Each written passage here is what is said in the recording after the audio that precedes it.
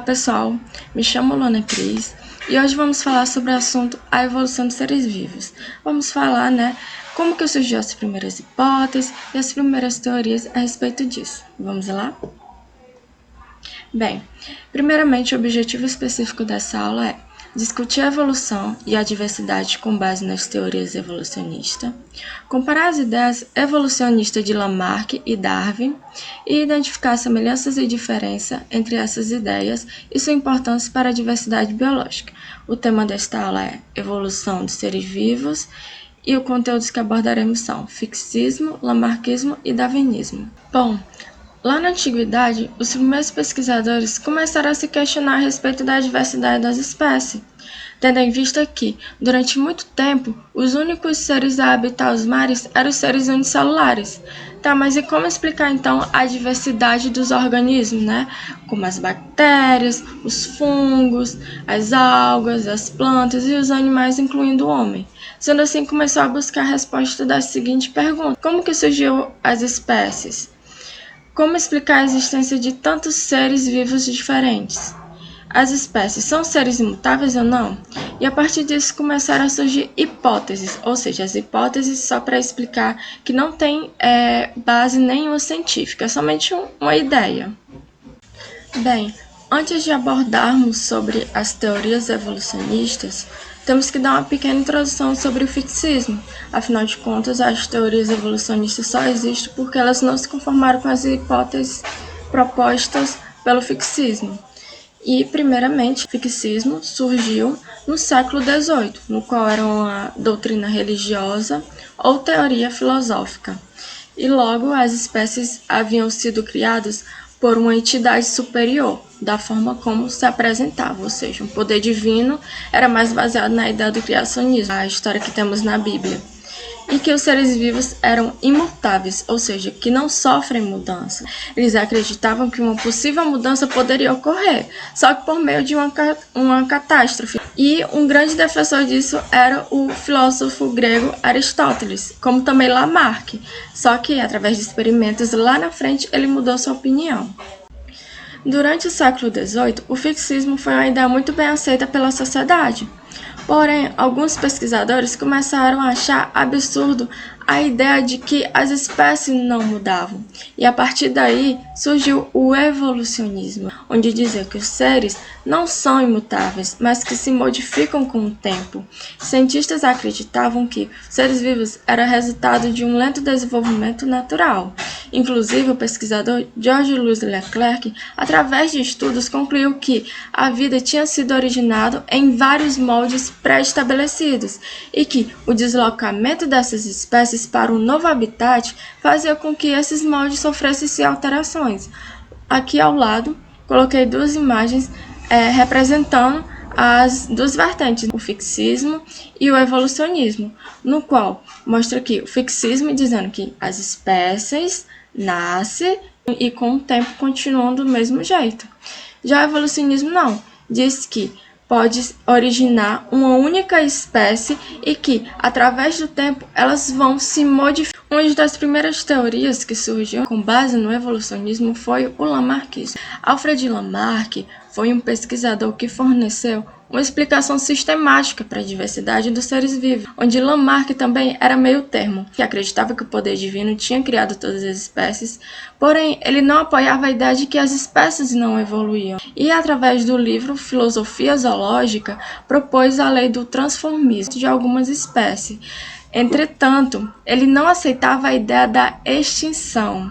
Ele preferia dizer que as espécies se transformavam. E o que ia provocar esse transformismo seria o ambiente. O ambiente ia induzir as modificações, a evolução dessas espécies. E no seu livro ele apresentou 4 leis, onde os organismos evoluem a um estágio de maior complexidade. Como que seria isso? Os corpos estão até um limite que seria do próprio corpo. Ele fez até uma analogia da fase do desenvolvimento. Assim como o ovo torna-se um embrião, aumento da complexidade, os organismos mais complexos também teriam surgido de um pressuposto mais simples. Era como se a vida tivesse o poder de aumentar o volume e as estruturas do corpo. Já a segunda lei vai falar sobre o surgimento de órgãos em função de necessidade. Essa lei explicava que as circunstâncias externas aliadas à tendência natural do aumento da complexidade das espécies determina o desenvolvimento e a conservação dos órgãos, né? No caso, define a ação gerada por uma necessidade. É tão tal que ele exemplifica o caracol. Ele disse que essas anteninhas surgiram no caracol porque o caracol sentiu a necessidade de sentir os objetos à sua frente. Sendo assim, começaram a concentrar fluidos nessa região aqui, e isso contribui para o surgimento de um órgão, que seria aqui como se fosse o tato, né, dos caracóis. Já a terceira lei vai falar sobre o desenvolvimento e a atrofia de órgãos, né? A famosa lei do uso e desuso. Vai falar que quando o órgão é usado com frequência, ele desenvolve. Já quando não é usado, ele atrofia. Ou seja, ele acreditava que quando o meio ambiente mudava, as espécies sentiam a necessidade de modificar seu comportamento. Isso levaria para alterações, né? Como alterações físicas. E os indivíduos da mesma espécie que habitassem em lugares diferentes não teriam essa necessidade, e isso explicaria a diferença de raça. Em relação à lei do desuso, ele usou o tamanduá. Como o tamanduá não utilizava os dentes, houve a atrofia do mesmo. Outro exemplo aqui seria a girafa.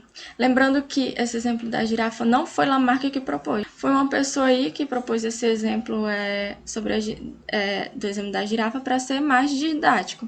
Ou seja, como que funcionaria isso? Vai explicar que o ambiente mudou.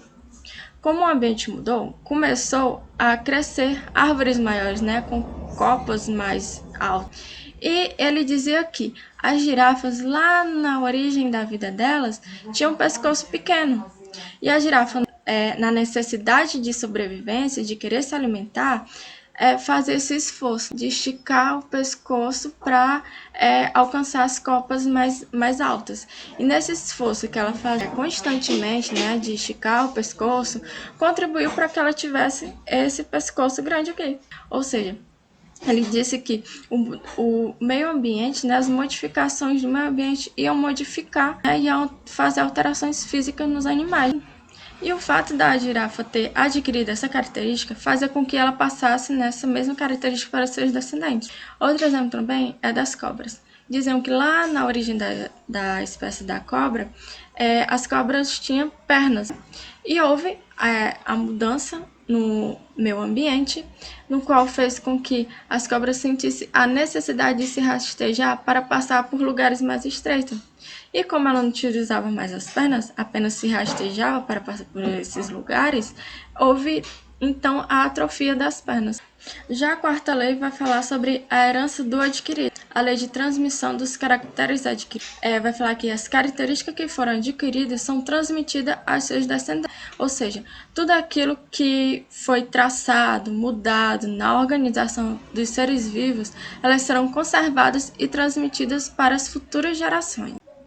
Bom, por mais que a teoria do lamarckismo fosse bastante fundamentada, havia algumas leis um tanto equivocadas. Segundo o naturalista Cuvier, disse que os seres vivos se interrelacionavam e que as alterações em um ser vivo poderiam afetar todo o organismo, inviabilizando então a sobrevivência desse ser, ou seja, seria impossível não falar sobre a extinção, né, das espécies.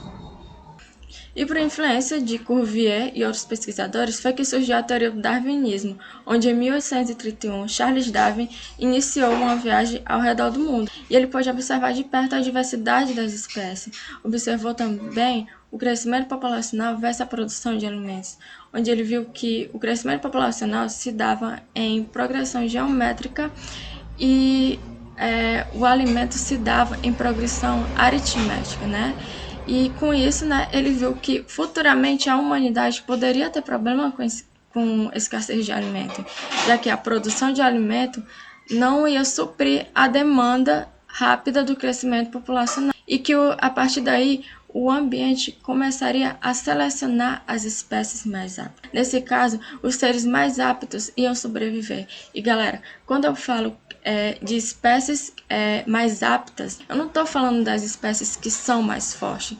Necessariamente um animal, um ser vivo, ser mais forte não significa que ele vai sobreviver.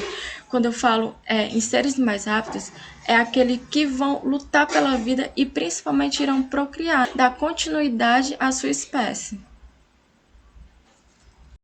Bom, quando Darwin voltou de viagem, por meio dos dados coletados, ele formulou duas leis, onde a primeira é que todos os organismos descendem de ancestrais comuns, onde as espécies são fruto da evolução de outros, no qual o meio influencia. E um exemplo clássico que ele deu foi que ele observou os tertilhões de Galápagos, onde ele viu que todas as espécies do arquipélago se derivam de uma mesma espécie original.